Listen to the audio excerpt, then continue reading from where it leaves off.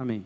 Vamos ler a palavra do Senhor, Evangelho de Mateus, capítulo 16, verso 16. Simão Pedro respondeu: o Senhor é o Cristo, o Filho do Deus vivo. Amém? Os irmãos podem assentar, as crianças podem ir. Irmãos, vamos prestar atenção hoje aqui na palavra de Deus, porque eu quero colocar um foco, uma coisa que eu estava estudando sobre essa confissão de Pedro. Essa confissão petrina me chama atenção por muitas coisas. E eu vou destacar algumas delas rapidamente na introdução, e vou deixar mais para o centro da mensagem e para o final dela, a parte principal que eu de fato queria destacar, que está relacionada ao Deus vivo. Na confissão de Pedro, ele fala que Jesus é o Cristo, o Filho do Deus vivo. Então eu quero dar um destaque essencial para essa parte, o Deus vivo. Porém, deixe-me dizer para vocês como Mateus ordenou na escrita como foi a confissão de Pedro. Vejamos. Fariseus e saduceus eram duas classes teológicas que haviam na época de Jesus. Os fariseus, eles eram mais centrados na lei, interpretando a lei, colocando algumas observações e tradições na lei de Moisés.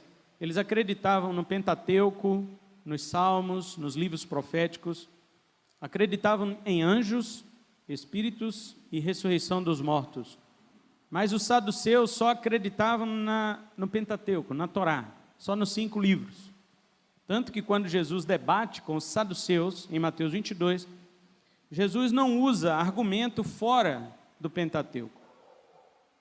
O argumento de Jesus Cristo está essencialmente na Torá, nos 5 primeiros livros, para mostrar para os saduceus que mesmo eles acreditando na Torá, eles ainda não conheciam as Escrituras e nem o poder de Deus. Os saduceus, ao contrário dos fariseus, não acreditavam em anjos, não acreditavam em ressurreição dos mortos. Mas quando eles, que eram inimigos teológicos, foram contra Jesus, eles se juntaram. Observe que para perseguir a verdade, a mentira se junta. Quando Pilatos foi crucificar Jesus, Herodes era inimigo de Pilatos. Mas Pilatos ficou sabendo que Herodes estava ali na região do sul, ali em Jerusalém. E quando ele ficou sabendo que Jesus era da Galileia, de onde Herodes dominava, Herodes era rei do norte, e Pilatos era governador da região de Jerusalém, no sul. Mas quando ele ficou sabendo que Jesus era da mesma região de Herodes, mas que Herodes estava ali em Jerusalém, ele ficou amigo de Herodes rapidinho. Eles eram inimigos, mas para crucificar Jesus ficaram amigos.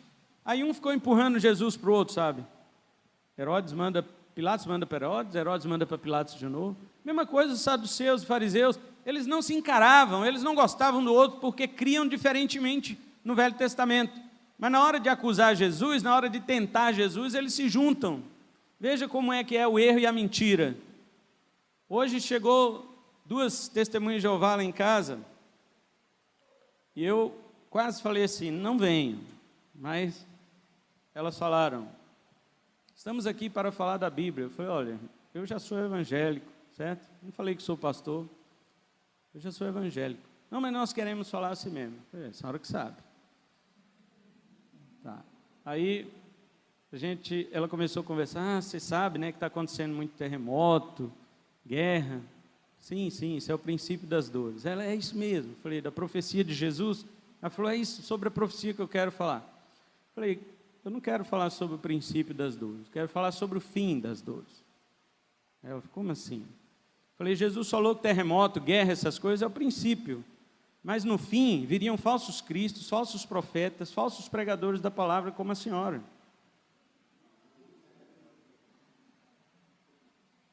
E isso os crentes não estão atentos. Eu não quero saber de terremoto. Terremoto, guerra, fome, peste, isso é o princípio das dores. Mas no fim, Jesus falou que os falsos profetas iam se levantar, dizendo o Cristo é assim, assim, assim. Mas são falsos profetas. Este é o fim. E eu disse para ela, como as senhoras e a sua falsa igreja, porque vocês dizem que Jesus não é Deus. Aí pronto, ela já tremia, já não conseguia, né? Falou, não, mas Jesus nunca disse que Ele é Deus. Falei, disse. Jesus disse várias vezes, eu sou é o nome de Deus.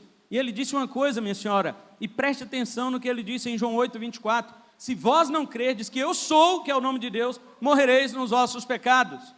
A senhora vai morrer em seus pecados, porque não crê que Jesus é Deus. A senhora vai morrer em seus pecados, por não crer que Jesus, de fato, é divino. Ela disse, não, mas isso depende da tradução. Eu falei, vocês escolheram a pior tradução para ser o modelo da sua Bíblia. Vocês escolheram o manuscrito, aí falei o nome do manuscrito, von Tischendorf. Ela falou, nunca ouvi falar. Eu falei, eu sei, mas pesquise. A senhora vai ver que foi através desse manuscrito encontrado no século XII, no mosteiro de Santa Catarina, ao pé do Monte Sinai, que foi encontrado esse tipo de cópia, de onde vocês utilizam o manuscrito para fazer a Bíblia da Sociedade Torre de Vigia, minha senhora. Vigia, minha senhora. E ela ficou assim, ela falou, mas Jesus não pode ser Deus, porque Ele não tem todo o poder. Eu disse, como Ele disse para os discípulos, todo o poder me foi dado no céu e na terra. Ela, mas me foi dado. Eu falei, mas então Deus deu todo o poder para quem não é Deus? Temos dois deuses. Jeová, que você diz que tem todo o poder, e Jesus, que agora diz que também tem todo o poder, são dois deuses. Ela, tá bom. Eu falei, não tá bom, minha senhora. Não tá bom, me escute mais. Me empreste sua Bíblia. Aí peguei a Bíblia dela, 1 João capítulo 1, verso 20, capítulo 5, verso 20. Vocês esqueceram de torcer este versículo, porque vocês torceram toda a Bíblia que fala que Jesus é Deus, vocês torceram. Agora 1 João 5,20 está escrito que nós estamos no verdadeiro, e estamos em Jesus Cristo, seu Filho. Este é o verdadeiro Deus e a vida eterna. E aí, minha irmã, este é quem? Este é quem? Ah, não está bom, nós vamos... Falei, não está bom. Se a senhora não crê que Jesus é Deus, vai perecer em seus pecados. Isso é grave, não percebe? Isso é grave. Aí a Joana chegou de novo, né? Porque já foi uns testemunhos de Jeová lá em casa e ela chegou. Quando ela chega, o testemunho vai embora. Por que estou trazendo isto aqui? Para humilhar testemunho de Jeová? Sim, Testemunhos de Jeová, não as pessoas, mas sua doutrina precisa ser desbaratada, precisa ser confrontada. E crente fica recebendo testemunho de Jeová em casa e ouvindo. Fica ouvindo. Ai, ele me falou. É claro, a Bíblia dele está torcida. A Bíblia deles está completa de erros que foram propositalmente mudados para não ensinar a verdade, porque não creem na verdade. E a palavra de Deus diz que vai entregar todas essas pessoas que creram na mentira para a operação do erro. Se você for junto, você também vai para a operação do erro. Para crer na mentira. Porque não deram crédito à verdade e à justiça. Então, elas foram embora. Mas essas pessoas, os falsos cristos, os falsos profetas, eles estão desde a época de Jesus, porque fariseus e saduceus eram inimigos teológicos, inimigos sociais, porque os saduceus eram ricos, os fariseus não. Eles se unem contra Cristo Jesus. No verso 1 diz lá em 16:1, que eles se uniram contra Jesus e tentando Jesus lhe pediram o sinal do céu. E Jesus os repreendeu. Jesus falou assim, engraçado, vocês sabem, quando o céu está avermelhado, que vai, e depois fica sombrio, vocês falam que vai chover. Se ele fica avermelhado e não fica sombrio, vocês dizem que não há chuva. Vocês são bons em meteorologia, mas vocês não são bons em discernir os sinais espirituais proféticos. Não é isso que a igreja tem que ser? Crentes são bons em saber quando é que vai chover em Vilhena.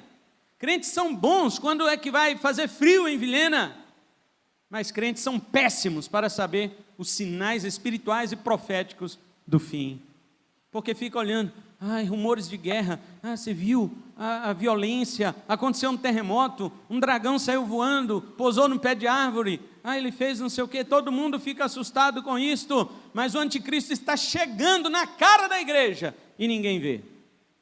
Os falsos profetas estão falando abertamente contra o evangelho e todo mundo calado. Não podemos falar porque senão vai processar.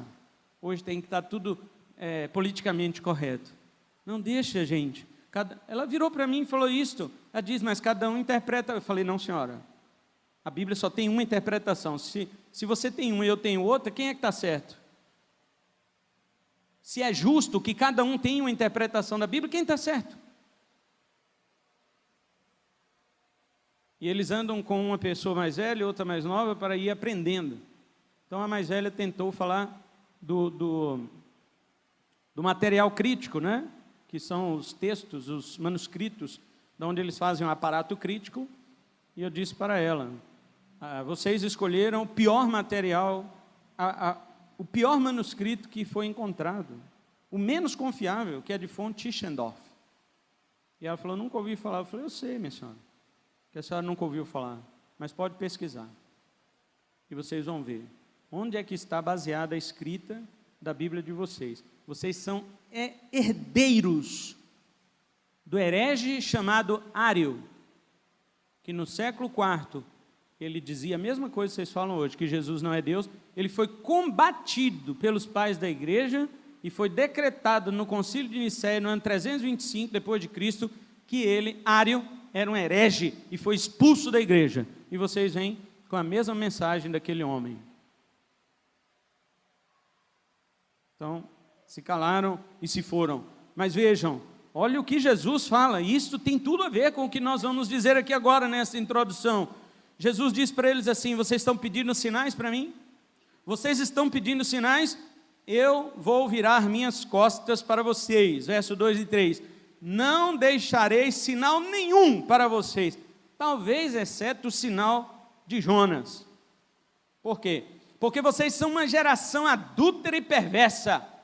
Vocês são uma geração incrédula. Vocês são uma geração que corrompem a doutrina, o ensino de Deus. Eu não vou dar sinal nenhum para vocês. Verso 4. E Mateus coloca este episódio aqui para quê? Justamente para abrir o pano de fundo da confissão de Pedro. Nada na Bíblia está fora do seu contexto intencional do autor. Mateus coloca no verso 1, os fariseus e saduceus tentando Jesus com o sinal do céu, justamente para forrar o fundo, para forrar o chão, onde Pedro iria lançar a sua bela palavra de confissão perante Jesus Cristo. O pano de fundo é este. O pano de fundo é heresias, incredulidade, perversidade de uma geração que tentava Jesus pedindo um sinal do céu. Agora, os fariseus e saduceus não reconheciam Jesus como Messias. A palavra Messias no hebraico quer dizer ungido, e Cristo no grego é a mesma coisa. Então veja, Messias, Cristo e ungido é a mesma coisa. Messias no hebraico, Cristo no grego, ungido em português. Este é o significado da palavra. Eles jamais acreditavam que Jesus era ungido de Deus. Os irmãos sabem que os judeus tinham uma esperança messiânica.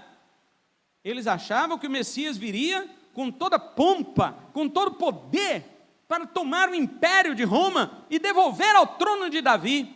Jesus era filho legítimo de Davi.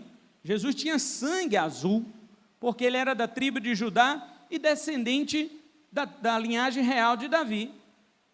E como primogênito, automaticamente ele teria direito ao trono, fisicamente falando. Todas as características, as qualificações para rei humano, Jesus tinha. E os judeus esperavam que o Messias, além disso, ele fosse intrépido, que ele fosse ousado, que ele trouxesse pessoas, arrebanhasse pessoas, como os macabeus fizeram uns 170 anos antes de Cristo. Arrebanharam pessoas, pelejaram contra os reis sírios de sua época, que eram herdeiros lá de Alexandre o Grande. Agora Roma estava no poder, e este poder só crescia, crescia, crescia, o império só crescia. Quem era louco de encarar sequer uma falange romana? Ninguém. Então, vocês podem ler mesmo em Atos 5, quando aquele Gamaliel, o mestre da lei, cita 2 exemplos de homens que tentaram se levantar contra pequenas falanges romanas e se deram mal. 400 homens seguiram a Teudas. Judas se levantou, não Judas da Bíblia, aqui um outro, se levantou dizendo que era o Messias, muita gente se seguiu e não deu em nada. Está vendo? Era isso que os judeus esperavam, mas Jesus não. Ele era o ungido de Deus, ele era o Cristo de Deus, ele era o Messias de Deus, mas ele não queria que ninguém falasse. Então, jamais saduceus e fariseus reconheciam Jesus como ungido, mas ficavam pedindo um sinal. Eu quero um sinal que o Senhor é. E Jesus falou: não dou sinal para vocês, vocês são uma geração corrupta, vocês não têm que ter sinal nenhum. Eu vou deixar aqui um sinal aí para vocês do profeta Jonas. E em outro texto a gente sabe o que Jesus quis dizer. O sinal de Jonas era o suficiente porque, não para mostrar que Jesus era o Messias, mas para denunciar a incredulidade daquela geração da época de Jesus, porque os ninivitas se arrependeram com a pregação de Jonas, bem menor do que o Filho de Deus. Ali estava Jesus maior que Jonas, e eles não se arrependiam. Consequentemente, o ensino dos fariseus e saduceus sobre Jesus era falso, assim como o ensino dos testemunhos de Jeová é falso, assim como o ensino das igrejas neopentecostais é falso, e nós precisamos falar. E quando nós não falamos, as pessoas ficam: não, irmão, qualquer igreja é boa, falando de Deus está bom. Não é isso que você ouve? Não é isso que você também fala? Você também não diz isso? Eu já ouvi crente dizer isso. Falando de Deus está bom, qualquer igreja não importa. Importa sim! Importa que a igreja pregue a verdade, porque Paulo diz em 1 Timóteo 3,15 que a igreja de Deus é coluna e baluarte da verdade. Nós estamos aqui para sustentar a verdade que Jesus Cristo estabeleceu. A igreja não estabelece a verdade, ela sustenta. Quem estabelece é Jesus. Agora vem um monte que se diz igreja, torce a verdade de Jesus, arranca do fundamento a verdade que Jesus ensinou, e a gente diz que qualquer igreja está bom, que falando de Deus está bom. Não está. Veja, depois Jesus vai para outro lugar, para o outro lado do mar, e então os discípulos vão com ele. Jesus tinha acabado de multiplicar pão pela segunda vez, né? Já tinha multiplicado a primeira. Aí depois dessa coisa aí com os fariseus, Jesus multiplicou pão pela segunda vez. Aí ele chama os discípulos para ir para o outro lado do mar. Quando os discípulos estão indo com ele, nenhum discípulo levou pão. Tinha sobrado 7 cestos de pães e peixes, e os discípulos não levaram. Aí no meio do barco ali, no meio do caminho, né, o barco atravessando o mar, Jesus fala para os discípulos: cuidado com o fermento dos fariseus e dos saduceus. Aí os discípulos: olha, fermento é para fazer pão, nós não trouxemos pão. Jesus está com raiva de nós. Olha, igual aquela história lá do astronauta, né? Quem conhece a história do astronauta? Astronauta vem de astronomia, quem mia é gato. O gato vai atrás do rato, o rato come queijo, queijo vem do leite, e assim chegou a uma conclusão louca que não tinha nada a ver com o astronauta. E Jesus falou a mesma coisa, falou: cuidado com o fermento dos fariseus aos caras. Fermento faz pão, nós não trouxemos pão. Jesus está com raiva de nós, porque nós não trouxemos pão. E Jesus falou para ele: vocês estão pensando que eu estou falando de pão? Quando eu multipliquei pão a primeira vez, sobrou quantos cestos? Sobrou 12. E agora nessa segunda, sobrou 7. E vocês estão preocupados com pão? Se eu quiser, eu faço esse barco transformar em pão, qualquer coisa vira pão na minha mão. Preocupação não é essa. E repetiu de novo: cuidado com o fermento dos fariseus. Fermento é doutrina, fermento é o ensino, porque todo ensino falso é um fermento. Todo ensino falso, ele é que nem um fermento. Veja, irmãos, eu tenho 14 anos que sou pastor nessa igreja. Chega uma pessoa com 5 minutos de uma falsa conversa, ele consegue convencer alguém aqui mais do que eu com 14 anos falando na sua orelha. O fermento, o falso ensino, ele é uma desgraça para a igreja. Você sabe qual é o pior pecado que os apóstolos consideravam no Novo Testamento? O pecado da heresia. O pessoal: não, o pecado do adultério, porque o adultério, nossa, você viu o pastor que adulterou? E agora pronto, tira o púlpito, ninguém mais, pronto, acabou a vida da pessoa. Apóstolo Paulo diz, heresia. O adultério, sim, todos esses são pecados classificados ali na Bíblia, mas o pecado do adultério, embora muitas vezes ele corrompa a igreja, ele corrompa pelo escândalo, pelo tropeço, mas a heresia corrompe de dentro para fora. De dentro para fora. Os demais escândalos corrompem de fora para dentro. A pessoa que não está presa, apegada em Cristo, ela se escandaliza e sai da igreja. O pastor deu mau testemunho, mas quem está apegado em Cristo não sai. E a heresia? A heresia, ela contamina sua mente. A heresia contamina o seu coração. Você acha que está crendo na verdade, está crendo na mentira, e por causa dela vai ser condenado. Um adúltero que não se arrepende será condenado. O adúltero que se arrepende, Deus perdoa. E o herege? Quando é que o herege se converte? Quando é que o herege se arrepende? Paulo diz ao herege, admoeste ele uma vez e outra, e deixa de lado, porque ele mesmo sabia, porque quando a pessoa é contaminada, meus irmãos, pelo falso ensino, ela acha que aquilo é verdade, e então ela nunca mais larga aquilo, se não for a misericórdia de Deus. É a pior coisa que existe no meio da igreja.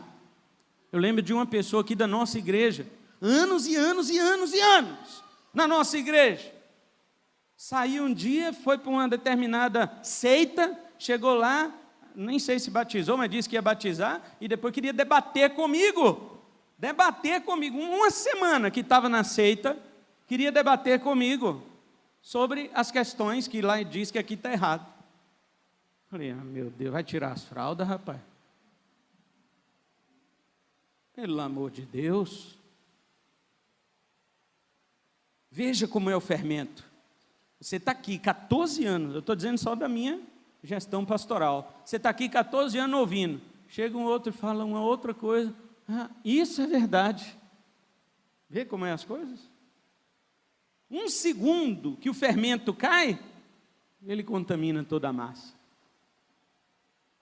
Por isso, irmãos, conheço muitos pregadores, pastores, que ficam totalmente desanimados. Eles pregam a verdade e as pessoas não querem. Chega um e fala 2 minutos de bobeira, todo mundo bate palma e fala, agora sim, Deus falou. Onde está o discernimento da igreja? Jesus falou, cuidado com o fermento. Eles entenderam, não é pão não, gente. Jesus está falando do ensino desses caras. Esses caras são perigosos. Está no verso 8 ao 11. Então os discípulos entendem que ele falava da doutrina dos fariseus e saduceus. E olha que mais tarde o apóstolo João vai dizer lá na sua carta que aquele que nega que Jesus é o Cristo, que é o Messias, que é o ungido, e eis aí a confissão de Pedro, porque Pedro disse, tu és o Cristo, e João está dizendo na carta lá, 1 João 2, 22, 23, todo aquele que nega que Jesus é o Cristo, este é o espírito do anticristo. E as pessoas estão negando Cristo hoje de forma diferente, porque você pergunta para uma pessoa, você confirma que Jesus é o Cristo? Claro. Quem vai dizer que Jesus não é o Cristo? Todo mundo está lendo na Bíblia lá que se falar que Jesus não é o Cristo, ele é o espírito do anticristo. Quem quer ser o espírito do anticristo? Acho que nem o anticristo quer ser o espírito do anticristo. Você confessa que Jesus é o Cristo? Claro, confesso que Jesus é o Cristo. Quem não vai confessar, irmãos? Existe hoje milhares de maneiras de negar que Jesus é o Cristo que nós não sabemos. Existem centenas e dezenas de maneiras de negar que Jesus é ungido de Deus. Vejamos por quê. Se Jesus é o ungido de Deus, quando Deus unge uma pessoa, Deus a unge para estabelecê-la para um plano, para um determinado plano. Tanto que, quando Deus ungiu os reis, eles tinham que fazer aquela função. Quando Deus mandava ungir profetas, eles tinham que fazer aquela função. Quando Deus mandava ungir sacerdotes, eles tinham que fazer aquela função. Então Deus escolhe uma pessoa para ser o seu ungido, com U maiúsculo. Vamos dizer, o Messias com M maiúsculo, o Cristo com C maiúsculo, que é ungido. E esta pessoa foi Jesus, o seu filho. Deus o escolheu. Por isso que diz que Jesus era a pedra eleita. Tinha um professor do seminário nosso aqui, que ele é arminiano, e ele ficava brincando com os alunos assim: ei, vocês são calvinistas, por que Cristo é a pedra eleita? Por que Cristo é a pedra eleita? É por isso. Eis a resposta. Porque Deus o escolheu para ser o ungido, com U maiúsculo, aquele que faria toda a obra perfeita de reconciliação de todas as coisas com o Pai. Só Ele podia fazer isso, mais ninguém, porque Jesus era o único sem pecado. Todos os demais eram pecadores, podiam ser ungidos para reis, para sacerdotes, para profeta, mas eram pecadores. Mas somente um poderia ser ungido com U maiúsculo por Deus para fazer a obra perfeita de redenção, e este se chama Jesus. E tem muita gente, vou dar só um exemplo. Quando a pessoa diz assim: Jesus salva, mas você tem que guardar o sábado, ele já negou que Jesus é o Cristo, já negou que Jesus é ungido, porque se Jesus é ungido, ele sozinho tem que ter condição de salvar. Se Jesus precisar do sábado como uma muleta para ele poder capengar andando e salvar o indivíduo, porque se eu não tiver a muletinha do sábado, você não pode ser salvo, então ele não é ungido, negou que Jesus é o Cristo. Se Jesus salva, mas você precisa de Maria para interceder por você, então negou o Cristo, negou o ungido de Deus. Se Jesus salva, mas você precisa de boas obras para você ser salvo, então você negou Cristo ungido de Deus. Tem milhares de formas de negar o Cristo. Este é o espírito do anticristo. O anticristo quer que você pense que Jesus sozinho não é capaz. O anticristo quer que você pense que Jesus sempre precisa de um complemento para a sua obra salvadora. Agora, Jesus chega com os seus discípulos às regiões de Cesareia de Filipe. Desceu do barco, eles entenderam que não podiam ficar prestando atenção na doutrina dos fariseus, senão iam se contaminar. Aí Jesus chama os discípulos e pergunta para eles, verso 13: como o povo diz, quem o povo diz que eu sou? E os discípulos respondem: a opinião popular sobre Jesus era algo superficial. Veja, no verso 14 diz que ele era considerado como um dos profetas, sendo que na verdade Jesus era o profeta, era aquele predito por Moisés em Deuteronômio 18, verso 15 e 18, que ele diz: o Senhor levantará no meio de vós um profeta semelhante a mim, a ele ouvireis. Jesus não é um dos profetas, Jesus é o profeta de Deus. O próprio João Batista, quando foi questionado pelos enviados dos próprios fariseus, se ele era o Cristo, ou seja, o ungido, se ele era Elias, se ele era o profeta, está lá o artigo definido, singular, masculino, em João 1, 19 a 24, ele diz: não, eu não sou Elias, eu não sou o profeta, eu não sou o Cristo. E as pessoas perguntam: então quem é você?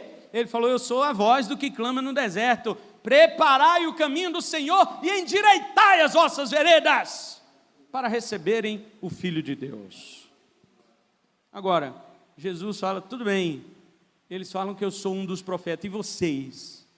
Vocês dizem que eu sou quem? Verso 15, então a resposta petrina, ela surge no meio dos 12, Simão Pedro respondeu: o Senhor é o Cristo, o Senhor é o ungido, com U maiúsculo, o Senhor é o único, não tem igual, o Senhor é o Filho do Deus vivo. Observe que a resposta de Pedro mostra que aquele sinal do verso 1, que os fariseus e saduceus pediam lá no verso 1, é um sinal que só pode vir do céu, chama-se revelação, Pedro não pediu nenhum sinal a Jesus, embora o Senhor lhe tivesse dado desde o início do seu chamado para ser um seguidor. Pedro pescando não conseguia, e Jesus falou: está cansado? Estou, vou recolher as redes? Não, lance agora deste lado aqui do barco. Eu pesquei, Senhor, a noite inteira, eu sou profissional. o senhor é um carpinteiro, o que o senhor entende de peixe? Mas pela tua palavra que eu ouvi o senhor pregando ali na praia, eu vou lançar a rede. Quando ele lança, a rede não pode vir. De tanto peixe que tem, ela vai se rompendo. E ele pede ajuda a Tiago, João, os outros amigos dele de pescaria, porque o milagre aconteceu na frente dele. E ele então curva-se, ajoelha-se diante de Jesus e diz: Senhor, afasta-se de mim, porque eu sou pecador. Tu és o Cristo, eu sou pecador. E Jesus: fica tranquilo, Pedro, daqui para frente serás pescador de homens.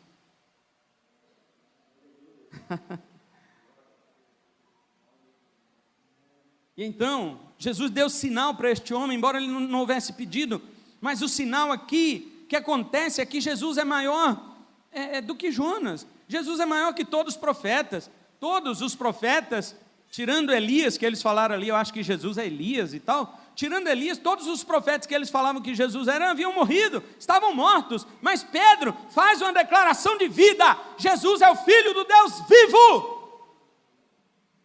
Ele não faz uma declaração, olha, Jesus havia dito para os saduceus, ele vai dizer, né, para os saduceus no capítulo 22, verso 32, Deus não é Deus de mortos, mas de vivos. A declaração petrina também mostra que Jesus é o Cristo, isto é, o Messias ungido, o maiúsculo, o enviado, o escolhido de Deus para fazer sua obra perfeita. Ele é aquele a quem os judeus esperavam e realmente deviam esperar. Jesus não é um profeta morto que estava sendo ressuscitado para assustar os israelitas. Ele era o Messias, ele era ungido de Deus, e com isso acrescenta Pedro: tu és também o Filho. Não só tu és o Cristo ungido, mas tu és o Filho. E além de tudo, você não é só escolhido de Deus, mas o próprio Filho de Deus. Vocês entendem isto? Deus podia escolher um homem entre vários. Havia vários profetas, Jeremias, Isaías. Eles mesmos citaram aqui: olha, o povo acha que o Senhor é Jeremias, ou um dos profetas que ressuscitou. Deus podia escolher vários homens, mas Deus não, Ele não escolhe homens, Ele escolhe o seu próprio Filho. Deus escolhe o seu Filho, e com isto Deus o unge. E a Bíblia diz que Deus foi ungido com o quê? Com óleo? Alguém chegou e derramou óleo na cabeça de Jesus? Não. Atos 10:38, Pedro diz: como Deus ungiu a Jesus de Nazaré com Espírito Santo e poder, o qual pregou por toda parte, fazendo bem e curando a todos os oprimidos do diabo, porque Deus era com ele. Deus ungiu a Jesus de Nazaré com o Espírito Santo. Deus não ungiu com óleo, Deus ungiu com o seu Espírito. Então, é aqui que eu quero parar um pouco. Jesus é o Filho do Deus vivo. Eu quero falar disso, porque se Ele é Filho de Deus, então Ele é Deus. E se Deus está vivo, Jesus é vivo também para sempre, porque Deus não é Deus de mortos, Deus é Deus de vivo. Parece que o ponto-chave para o qual o próprio Jesus quer que nós olhemos aqui na declaração de Pedro, a seu respeito, está aqui neste final da frase. Tu és o Cristo? Sim, precisamos de olhar. Filho? Sim, também. Precisamos olhar, porque Deus não escolheu o homem, escolheu seu Filho. E finalmente, Deus vivo. É aqui que eu quero parar com os irmãos. Por que que aqui é o ponto-chave da confissão? Porque o ponto-chave da confissão de Pedro é a vida que Jesus é e tem para dar àqueles que creem no seu nome. Primeira coisa que temos que entender é que a revelação sobre quem é Jesus procede do Pai, e homem nenhum pode chegar a esta revelação por meio de sua própria sabedoria ou entendimento. Olha o verso 17, o que Jesus diz para Pedro. Jesus disse: que grande privilégio você teve, Simão, filho de João. Foi meu Pai no céu quem lhe revelou isso. Nenhum ser humano saberia por si só. Essa é a nova versão transformadora. Nenhum ser humano saberia por si só que eu sou o Cristo, o Filho do Deus vivo. Isto te foi revelado por meu Pai que está no céu. Jesus havia dito no capítulo 11, 25, graças te dou, ó Pai, Senhor do céu e da terra, porque escondeste estas coisas dos sábios e entendidos e as revelaste aos pequeninos. Deus escondeu dos grandes, Deus escondeu dos fariseus, Deus escondeu dos saduceus, por isso que eles ficavam, mostra um sinal, eles estavam perdidos, eles estavam em trevas, Eles queriam um sinal, porque eles estavam na escuridão do pecado e da arrogância de achar que podiam descobrir alguma coisa pela lei. E Deus escondeu. Simplesmente Jesus virou as costas: não darei sinal nenhum para você. Agora para Pedro ele deu, mesmo sem Pedro pedir, porque Pedro era um pequenino. Aos pequeninos eu revelarei. Veja, no verso 27 do capítulo 11, Jesus diz que o Filho revela o Pai a quem Ele quiser. Mas aqui no texto da confissão, lemos que o Pai também revela o Filho a quem Ele quiser, como fez a Pedro. Paulo também disse aos Coríntios 1:21, ele disse: visto que Deus, em sua sabedoria, providenciou que o mundo não o conhecesse por meio de sabedoria humana, usou a loucura da nossa pregação para salvar os que creem. Você entende isso? A sabedoria humana é especulativa, a sabedoria humana é filosófica, a sabedoria humana ela vai atrás, ela investiga, ela pesquisa, ela faz um monte de coisa, e Deus está o quê? Como foi lido hoje pelo presbítero Wesley no início do culto, os homens estão tateando, apalpando, tentando achar Deus. Deus está perto. Paulo diz, Ele está perto de cada um de nós, mas quem é que por seu próprio esforço consegue estender a mão e apalpar a Deus? Ninguém. A sabedoria humana não descobre Deus. Deus só é descoberto se Ele quiser se revelar. Se Ele não quiser, os homens vão morrer às apalpadelas. Uma coisa bem clara na Bíblia: Deus revela seu Filho para quem Ele quer. Como o próprio Senhor falou na parábola do semeador, capítulo 13:11, aí mesmo de Mateus diz, Ele respondeu: a vocês é permitido entender os segredos do reino dos céus, mas a outros não. Os apóstolos: Senhor, explica a parábola da semente. E Jesus diz: para vocês é permitido, e eu vou explicar, mas para eles não. E eles: por que, Senhor? E Jesus diz: para que se cumpra neles o que disse Isaías, que vendo com os olhos não enxerguem, olhando, escutando com os ouvidos não ouçam, e que não venha ao seu coração se converter. Deus esconde de quem Ele quer, e Deus se revela a quem Ele quer. Sendo assim, o que Pedro confessa sobre Jesus não tem nada de mérito humano. As pessoas podiam bater palma para Pedro. Eu já vi muito pastor pregando a confissão de Pedro e dizendo: parabéns, Pedro, isso aí. Não! Jesus está dizendo: somente por revelação. Se o meu Pai não tivesse te revelado, você falaria bobagem, igual todo mundo fala a meu respeito. E nós vamos ver mais para frente que Pedro fala bobagem depois. A Igreja Católica está redondamente enganada quando diz que é sobre Pedro que Cristo edifica a sua igreja. Não pode. Ele tem que edificá-la sobre um fundamento sólido, e isso nenhum homem é. Que homem poderia ser o fundamento da igreja de Jesus? A Igreja Católica diz: Jesus edificou sua igreja sobre Pedro. Como assim, Igreja Católica? Jesus edificaria sua igreja sobre um homem? Segunda coisa é que Jesus edificou a sua igreja sobre a pedra. Veja bem, obviamente Jesus faz um trocadilho da palavra grega Petra, que significa pedra, com Pedro. Só que Jesus diz que é sobre esta pedra que Ele edificaria a sua igreja, não Pedro. Tanto que no grego, Jesus usa o artigo para a pedra. Ele diz assim: e sobre esta, vírgula, a pedra, edificarei a minha igreja. Na nossa Bíblia não aparece. A nossa Bíblia diz: sobre esta pedra edificarei. No grego está: e sobre esta, vírgula, a pedra, edificarei a minha igreja. Pedro sabia que não era ele. Jesus disse: eu te digo que tu és Pedro. Jesus está fazendo um trocadilho. Por que Jesus fez esse trocadilho? Porque quando Jesus chamou Simão para ser seu discípulo, em João 1,42, Jesus olhou para ele e disse assim: Simão, você será chamado Cefas. No aramaico, Cefas quer dizer Pedro. No grego, que quer dizer pedra em português. Então veja, o nome de Pedro era Simão. O nome mesmo que o pai e a mãe dele deu para ele é Simão. Mas Jesus, quando olhou para ele e o chamou para seguir, os irmãos sabem que Jesus falava em aramaico. Jesus diz para ele assim: você será chamado Kefa. Em aramaico, Cefas ou Kefa quer dizer pedra. Porque aí o Novo Testamento foi escrito em grego, então os discípulos que escreveram colocaram logo o nome dele de Petros, no grego Petros, mas Jesus o chamou em aramaico de Kefa, que quer dizer a mesma coisa, pedra. Mas por que Jesus apelidou Simão assim? Porque Jesus, quando escolheu os seus discípulos, ele já sabia quem seria cada um. Você já leu isso em João? Que quando Jesus escolhe os seus discípulos, ele já sabia até quem o ia trair. Você já leu isso?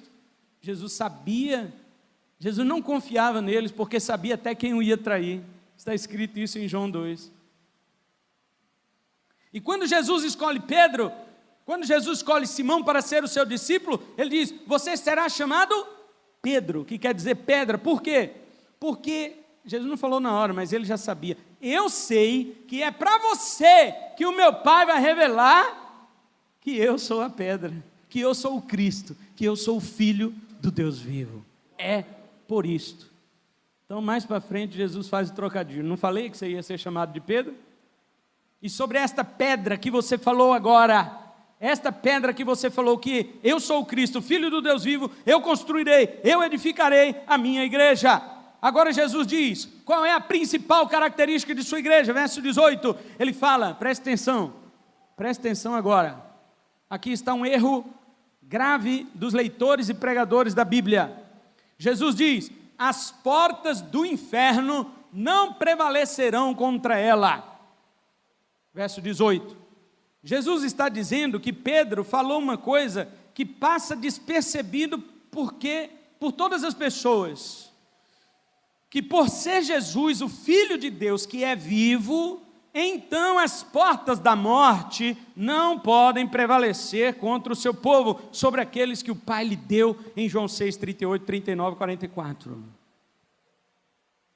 Quando Jesus fala as portas do inferno, o grego ali é Hades. A palavra Hades significa o lugar para onde vão as almas dos que morrem sem Cristo. Todos os que morrem com Cristo são igreja, e se morrem com Cristo e são igreja, não vão para o Hades. É isso que Jesus está dizendo. Os pregadores falam, não, está vendo que o demônio, o diabo não pode contra a igreja de Deus, porque fala, as portas do inferno não podem contra a minha igreja. Está vendo, irmãos, o diabo não, aqui não está falando diabo. Inferno aqui não está falando diabo, aliás, não tem diabo no inferno, não tem demônio no inferno, não tem. O Hades é lugar para onde vão as almas dos que morrem sem Cristo. O lago de fogo ainda não tem ninguém, só vai ser jogado lá no dia do juízo. Quando Jesus está dizendo aqui, as portas do Hades, do inferno, não prevalecerão contra a minha igreja, ele está dizendo, eu sou o Filho do Deus vivo, como você falou, e porque meu Pai é vivo, e eu também sou, aqueles que creem em mim não morrem. Como ele disse para as irmãs de Lázaro, ele disse, todo aquele que crê em mim, ainda que esteja morto, viverá, e todo aquele que vive e crê em mim não morrerá eternamente. Aleluia. É isto, as portas da morte não podem te segurar. Crente não tem medo de morrer. Crente não pode ter medo de morrer, porque ele sabe que as portas do Hades, os portões não podem travá-lo, porque Jesus é Filho do Deus vivo, não é do Deus morto. E agora entendemos porque Jesus adverte agora para os discípulos no verso 20, não contem para ninguém que eu sou o Cristo. Por que Jesus está falando? Porque ele ainda não tinha morrido, irmãos. Ele não tinha passado pela morte por nós. Hebreus 2, 9 e 14, 15 diz que Jesus provaria a morte por nós. Ele teria que provar a morte por nós. Mas como ele ainda estava vivo, não havia morrido, ele disse para os discípulos, não digam para ninguém que eu sou o Cristo. Não digam para ninguém que eu sou o Messias. Não digam para ninguém que eu sou ungido. E se eles perguntam, por que, Senhor? Jesus diz, você não acabou de falar que eu sou o Cristo, Filho do Deus vivo? Sim. Então não digam para ninguém que eu sou o Messias, porque eu não morri ainda. Eu preciso morrer para vencer a morte. Quando eu morrer e vencer a morte, então vocês digam que eu sou o Cristo, que eu sou o Filho do Deus vivo. Se os discípulos saíssem agora, descobrimos, Jesus é o Cristo, ele é o ungido de Deus, os judeus iriam exigir um sinal do céu. Então me dá um sinal do céu que eu quero ver se o Senhor é o Cristo mesmo, igual os saduceus já haviam feito. Mas suponha que Jesus quisesse mostrar que Ele era o Cristo. Antes de morrer, Ele teria que satisfazer os anseios messiânicos de sua época, e Ele não passaria pela morte para nos livrar da morte. Assim, Cristo, ao não morrer, nós morreríamos eternamente. Está entendendo a confissão de Pedro, o que é? Jesus ser o Cristo, Filho do Deus vivo, significa que Ele tinha que passar primeiro pelos portões da morte, sair chutando tudo, quebrando tudo, destruindo o poder da morte, ressuscitando pelo poder de Deus, e então dizendo: eu tenho as chaves da morte, sim, eu tenho as chaves do inferno, sim, crentes, podem morrer, morram, tranquilamente, sem medo, porque os portões do inferno não seguram vocês. Agora ele pode ser anunciado que Ele é o Cristo, agora ele pode ser, mas antes de morrer não, porque as pessoas iam confundir. Porém, ele não dizia, ele dizia que não falassem nada sobre este assunto. É claro que depois da ressurreição os apóstolos pregavam abertamente que Ele era o Cristo. É só abrir o livro de Atos e ver quantas vezes os apóstolos bateram nessa tecla com os judeus. Atos 2:36, 3:18 e 20, Atos 5:42, Atos 8:5 e 37, Atos 9:22, Atos 17:3, Atos 18:5 e muitas outras referências no livro de Atos, em que os apóstolos diziam afirmadamente que Jesus era o Cristo, mas depois de sua ressurreição. Eis aqui o ponto-chave da confissão: os que creem em Jesus como Cristo de Deus estão livres do poder da morte, pois Ele morreu a nossa morte para vivermos a sua vida. Aleluia, glória a Deus, aleluia.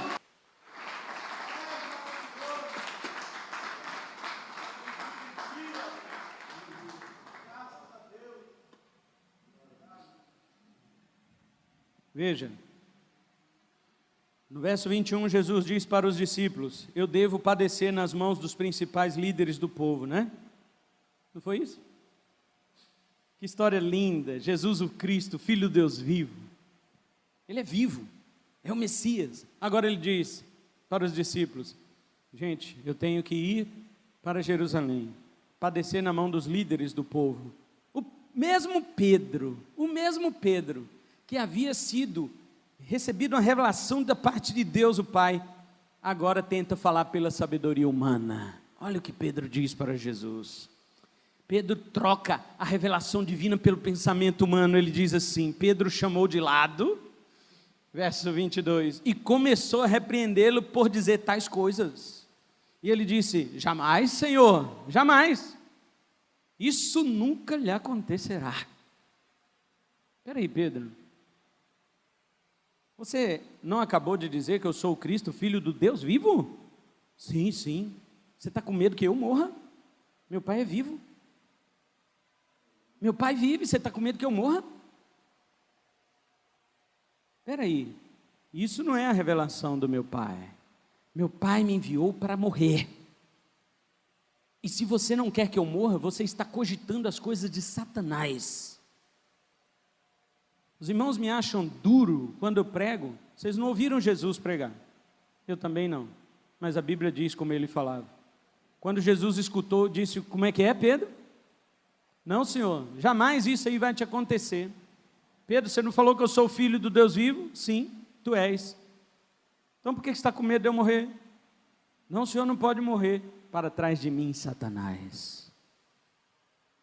O mesmo Pedro que havia brotado uma confissão celestial, agora jorra de sua boca um pensamento humano que anda de mãos dadas com a cogitação diabólica.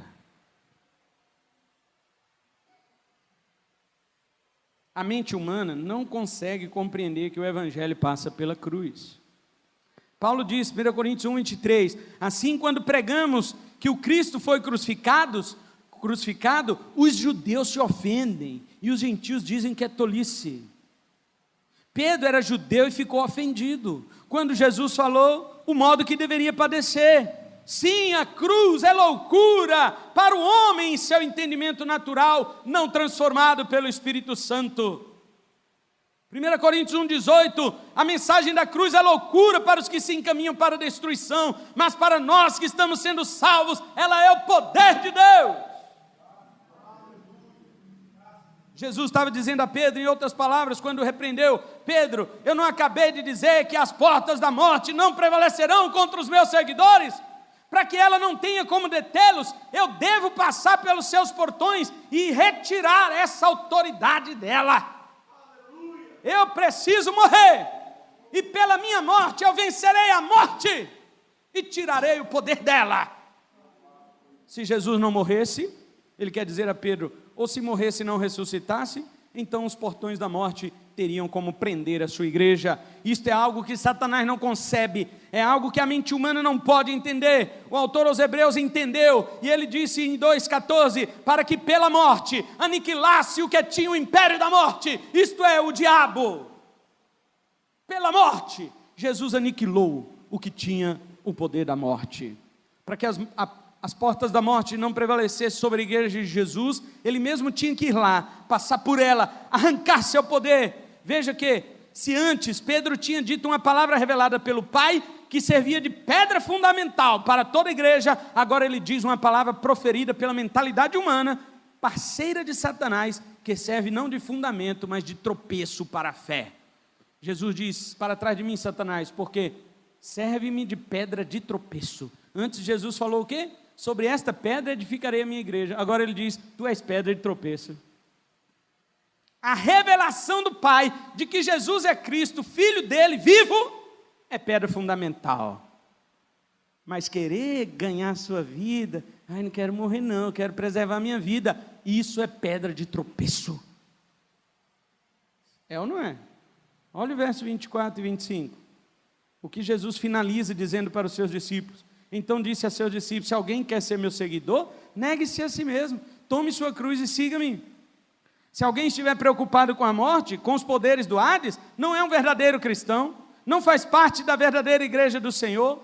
25, ele diz: se tentar se apegar à sua vida, a perderá, mas se abrir mão da sua vida por minha causa, a encontrará. Jesus está dizendo: eu sou o Cristo, Filho do Deus vivo.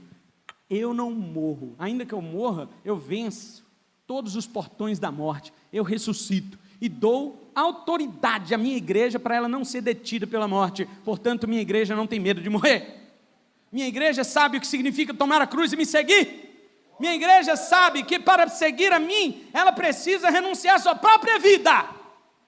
E está aí uma coisa que o homem não quer renunciar. O homem não quer renunciar seus desejos, seus prazeres, seus pecados, suas regalias, quanto mais a vida. Quem quer? Ninguém. Mas Jesus disse: se você não pode renunciar, não pode ser meu discípulo. Mas você renuncia, sabe quando? Quando você entende que a confissão diz isso. A confissão diz que ele é filho do Deus vivo. Se ele é filho do Deus vivo, eu estou com medo de morrer? Se ele é filho do Deus vivo, eu tenho medo de morte? Pastor, vamos pregar mais tranquilo, porque vai vir aí uma perseguição. Eu já estou vendo crente combinar isso, irmãos. Vai vir uma perseguição aí, porque se você ficar falando aí disso e daquilo, vai dar processo, daqui a pouco você pode até ser morto. Irmão, Jesus está dizendo: se você abrir mão da sua vida por minha causa, você a encontrará. A verdadeira igreja de Jesus abre mão da vida dela, porque ela sabe que mesmo morrendo, o Hades não poderá nos prender em seus portões tenebrosos. E para dar um pequeno sinal de sua promessa que é eterna, Jesus então disse no último versículo do capítulo 16: eu lhes digo a verdade, alguns que estão aqui neste momento não morrerão antes de ver o Filho do Homem vindo em seu reino. Jesus finaliza o capítulo 16 dando um vislumbre. Ele diz assim: em verdade digo para os 12 aqui, alguns de vocês 12 não morrerão sem que antes me vejam em meu reino. Como é que eu sou glorificado? Os apóstolos: meu Deus, será que Jesus vai instalar o reino na terra agora? Aí 17, verso 1, 6 dias depois, Jesus levou consigo Pedro e os 2 irmãos, Tiago e João, até um monte alto. Enquanto os 3 observavam, a aparência de Jesus foi transformada de tal modo que seu rosto brilhava como o sol e suas roupas se tornaram brancas como a luz. Eles viram, Jesus cumpriu sua promessa do último versículo do capítulo 16. Ele falou assim: vocês querem uma pequena prova de que as portas da morte não vão te prender? Senhor, que prova é esta? Algum de vocês não morrerão sem antes me ver glorificado. 6 dias se passaram e Jesus chama Pedro, Tiago e João: vamos ali no monte. Estão acostumados a ir com Jesus ao monte, é para orar. Mas chega nesse dia diferente. Jesus se transfigura na frente deles, suas vestes e seu rosto se tornam mais brilhosos, mais fulminantes do que o sol. E eles caem de joelhos. Eles caem de joelhos. E olha quem aparece para Jesus: Moisés e Elias. E Pedro ainda meio que na sua carne, falando: Senhor, vamos fazer 3 barracas, uma para o Senhor, outra para Moisés e Elias. A nuvem derruba os 3 discípulos, e quando a voz sai de dentro da nuvem, diz assim: este é o meu filho amado, ouçam a ele. Não ouçam mais Moisés, que representa a lei, não ouçam mais Elias, que representa os profetas, ou seja, a lei e os profetas, a antiga aliança acabou, agora é o meu filho que tem a palavra, escutem a ele é o filho de Deus vivo, ele é o filho do Deus vivo, é a ele que devemos ouvir e a mais ninguém. E Jesus ainda desce do monte e diz: não conte isso para ninguém. O que vocês viram não conta. Mas depois que eu ressuscitar pode contar. Tiago, coitado, morreu antes. Herodes cortou a cabeça dele, lá em Atos 12. Não pôde contar. Mas Pedro escreveu na 2ª carta, capítulo 1. O que eu estou falando para vocês, diz Pedro, não é lorota, não é conto humano, não são coisas inventadas pelas lendas judaicas, mas os nossos próprios olhos viram a majestade santa, quando de dentro da nuvem o Pai clamou por ele e disse: este é o meu filho amado, este é o Filho do Deus vivo. E mais tarde João também escreve seu evangelho, e ele diz: o verbo se fez carne e habitou entre nós, cheio de graça e de verdade, e vimos a sua glória como do unigênito do Pai. Nós vimos sua glória lá no monte. Ele é o Cristo. Estas coisas, diz João no final do seu evangelho, vos escrevo para que vocês saibam que Jesus é o Cristo.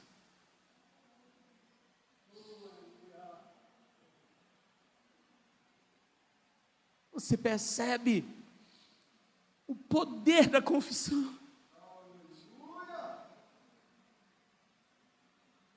Um dia você veio à frente e disse: eu confesso Jesus como Senhor, mas você sabe o que significa que Ele é o ungido, que Ele é o escolhido de Deus para fazer a obra, a única obra redentora, impossível de qualquer homem fazer. Você reconhece que não havia mais ninguém. Moisés não podia, Elias não podia, Jeremias, nenhum dos profetas podia fazer o que Deus ungiu e escolheu seu filho para fazer. Ele é o Cristo. Todos os outros morreram, ficaram detidos nos portões da morte, menos Jesus. Ele morreu, mas ressuscitou ao 3º dia. Ele disse para João em Apocalipse: eu tenho as chaves da morte e do Hades. Este é o Cristo que você confessa, igreja?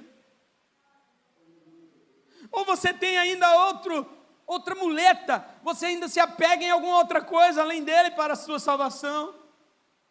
Você confessa Cristo, mas também, não, eu confesso a Cristo, mas eu tenho minhas coisas.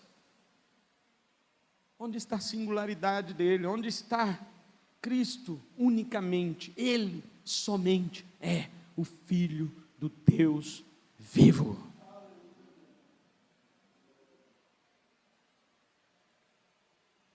dia que nós chegarmos à beira da morte, nós não vamos chegar assustados como essas pessoas. O crente chega na beira da morte e olha para ela e diz: você não pode me deter.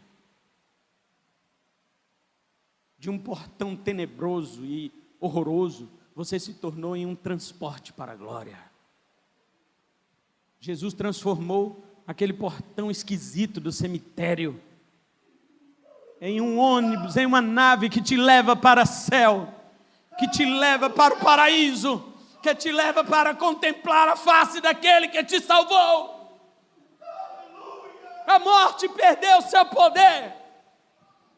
Crente, igreja, cante como Paulo: onde está a morte, a tua vitória? Onde está o inferno, o teu aguilhão? Esta é a confissão da igreja. Esta é a confissão de que Jesus é o Cristo, o Filho do Deus vivo. Aplauda ao Senhor. Glória a Deus.